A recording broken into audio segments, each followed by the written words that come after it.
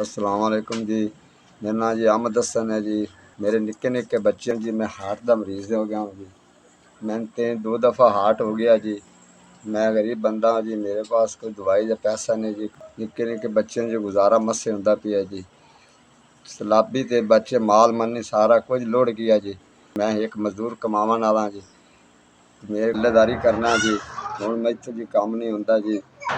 ते पल्लेदारी दे विच मैं हुण गुजारा मेरा मस्से होंदा है। अगे मेरे को हुण काम नहीं होया जांदा। जरकान का मसला मोरे मसला पुठिया दर्दा बड़िया रहा शरीर मेरे को बाहर की मेहनत मजदूरी दिहाड़ी तो नहीं होंदा।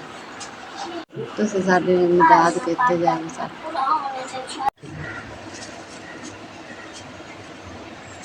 SVS 5000 रुपये जी मेरे ते पहुँच आया जी। साड़ी इमदाद की अल्लाह पाक तुहानू इस तो घना देवे।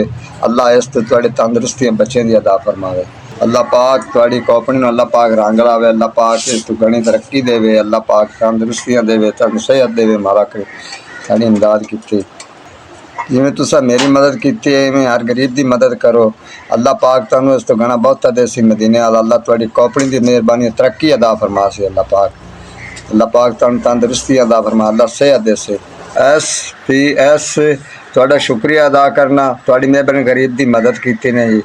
अल्लाह पाक तुहानू इस तो घना देवे। SVS मैं तुहाडा बड़ा शुक्रिया अदा करदी पे सारे मतलब जेड़ा तुहाडे मेरे बच्चों ने तुसीं मदद की। अल्लाह तुहानू इस तो घना देवे। SVS शुक्रिया जी तुहाडी मेहरबानी।